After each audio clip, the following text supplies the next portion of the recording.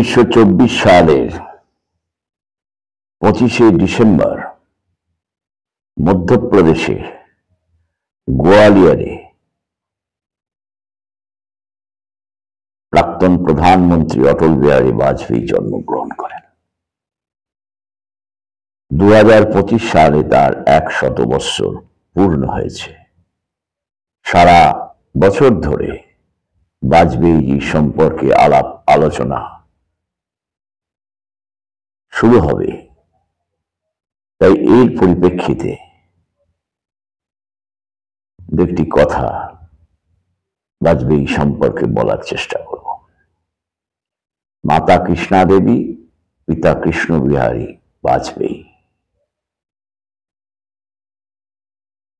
কাজের সূত্র ধরে উত্তরপ্রদেশের আগ্রা জেলায় তার পৈতৃক গ্রামে গোয়ালিয়রে চলে আসেন। বাজপেয়ীজি গোয়ালিয়রের সরস্বতী শিশু মন্দিরে পড়াশোনা শুরু করেন। 1934 সালে বাবা প্রধান শিক্ষক হিসেবে কাজে যোগদান করার পর 1934 সালে উজ্জয়িনী জেলার অ্যাংলো ভার্নাকুলার স্কুলে ভর্তি হন। কানপুরের থেকে তিনি রাষ্ট্রবিজ্ঞানে এমএ পাশ করেন। আর্য সমাজ আন্দোলনের যুব শাখা আর্য কুমার সভায় যোগদানের জন্য তিনি মনোনীত হন এবং গোয়ালিয়রে তার সক্রিয়তা শুরু হয়। সেখানে বাজপেয়ীজি 1944 সালে সাধারণ সম্পাদক নির্বাচিত হন। 1939 সালে রাষ্ট্রীয় স্বয়ংসেবক সংঘের স্বয়ংসেবক হিসেবে যোগদান করেন। বাবা সাহেব আপ্তে দ্বারা প্রভাবিত হয়ে তিনি 1940 সাল থেকে 1944 সাল পর্যন্ত ওটিসিতে যোগদান করেন, অফিসার ট্রেনিং ক্যাম্প। ওটিসি মানে তখনকার দিনে বলা হতো অফিসার ট্রেনিং ক্যাম্প। 1947 সালে প্রচারক, পূর্ণ সময়ের জন্য প্রচারক হয়ে ওঠেন। তিনি ভারত বিভাজনের কারণে আইন অধ্যয়ন করতে পারেননি। তাকে পরীক্ষামূলকভাবে বিস্তারক হিসাবে পাঠানো হয় উত্তরপ্রদেশে। দীনদয়াল উপাধ্যায়ের রাষ্ট্রধর্ম পত্রিকায় কাজ তিনি শুরু করেন।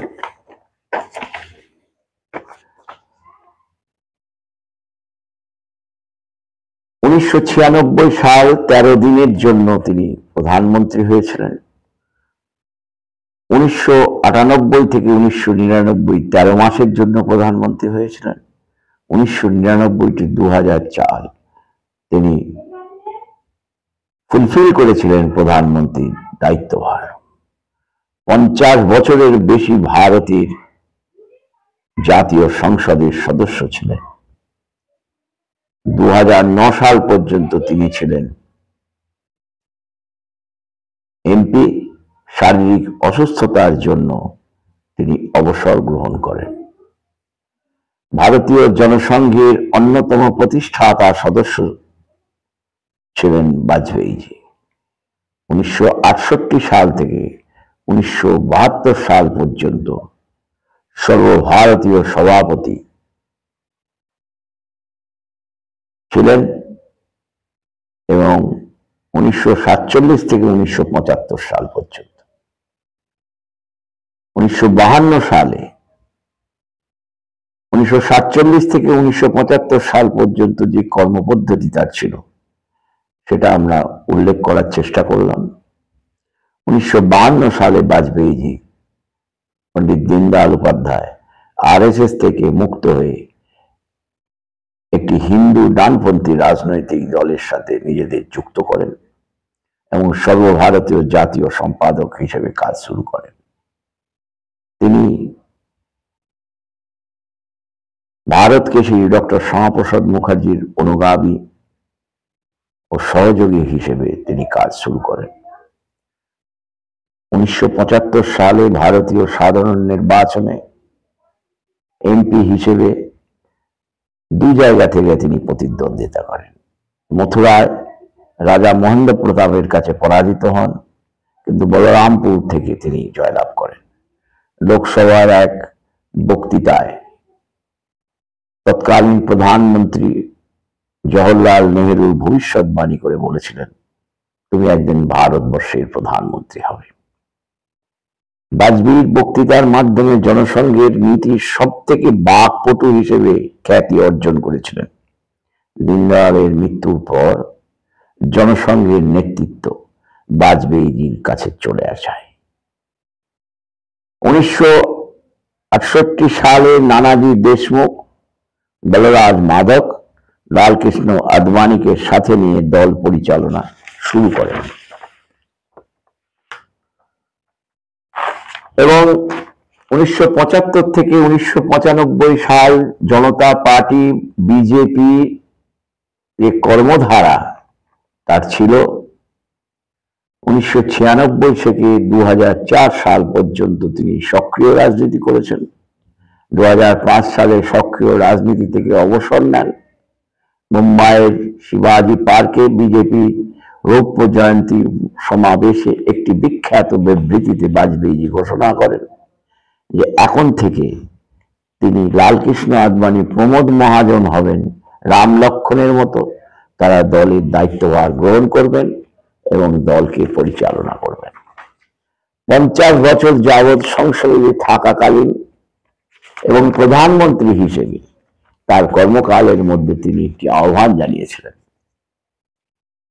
সেই কর্মকাণ্ডে তিনি বলেছিলেন, আসুন আমাদের মন্ত্র হোক মিলেমিশে কাজ করি। কিরকম কাজ করি?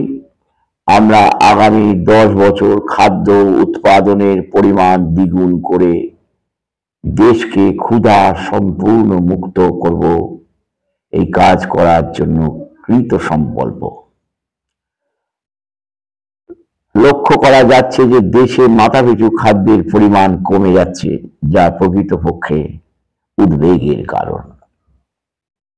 2, আমরা সরকার দেশের সামাজিক পরিকাঠামো যেমন পানীয় জল, আবাসন, শিক্ষা, স্বাস্থ্য সেবা, পরিষ্কার পরিচ্ছন্নতা রক্ষা এবং এগুলি দ্রুত বিকাশ ঘটাতে অঙ্গীকারবদ্ধ। বিশেষ করে আগামী 5 বছরের মধ্যে দেশের প্রত্যেক গ্রামে পানীয় জলের সংস্থান করা হবে। 3, দেশের বুনিয়াদী পরিকাঠামো, বিদ্যুৎ, তেল, পুনর্ব্যবহারযোগ্য তেল শক্তি উৎস, সড়ক পরিবহন, বন্দর, বিমানবন্দর, টেলিফোন যোগাযোগ, আর্থিক পরিষেবা দ্রুত সম্প্রসারণ ও উন্নয়ন করা হবে, যাতে এগুলি কর্মসংস্থান এবং আর্থিক বিকাশের মাধ্যমে হবে এবং মানুষ কাজ পাবে। 4, একটি জাতীয় জল নীতি রচনা করা হবে, যার মাধ্যমে জল সম্পদ পূর্ণ সদ্ব্যবহার এবং এর স্বচ্ছতা সুনিশ্চিত করা হবে। 5, আমাদের সরকার দেশের তথ্য প্রযুক্তির ক্ষেত্রে এক বিশ্ব শক্তি রূপে গড়ে তুলতে বিশেষ সচেষ্ট হবে। বিশেষ করে ভারতকে আগামী 10 বছরের মধ্যে সর্বাপেক্ষা বৃহৎ সফটওয়্যার উৎপাদক ও রপ্তানিকারক দেশগুলির অন্যতম রূপে গড়ে তোলা হবে। কঠোর পরিশ্রমী হলো কোনো বিকল্প নয়। কঠোর পরিশ্রমের কোনো বিকল্প নয়। এই অবস্থার সময় একটি সংকলন, তার কবিতা সংকলন থেকে তিনি বলেছেন, আমার কবিতা যুদ্ধের ঘোষণা, পরাজয়ের জন্য নয়, যোদ্ধার যুদ্ধ জেতার ইচ্ছা। এক ঈশ্বরের বিজয়ের এক কণ্ঠস্বর, বিজয়ের উত্তেজক চিৎকার। তাই আজকে সবকা সাথ সবকা বিকাশ প্রধানমন্ত্রী নরেন্দ্র মোদীজির গলায় আজকে আমরা দেখা যাচ্ছে। তিনি যে কটি কথা বলেছেন তার প্রধানমন্ত্রী চলাকালীন বাস্তবে রূপায়িত করেছে ভারতীয় জনতা পার্টি এই 10 বছর ক্ষমতায় থাকাকালীন। তৃতীয়বারের জন্য ভারতবর্ষে নরেন্দ্র মোদীজির সেই প্রাক্তন প্রধানমন্ত্রীর কার্যকে আরো দ্রুততার সাথে মানুষের কাছে পৌঁছে দেওয়ার কাজ করেছেন। তাই বলা হয় এই সরকার গরিবের সরকার, এই সরকার সবকা সাথ সবকা বিকাশের সরকার, এই সরকার মানুষের সরকার। আসুন আমরা সকলে মিলে এই সরকারকে সাহায্য এবং সহযোগিতা করি। বন্দে মাতরম। ভারত মাতা কি জয়।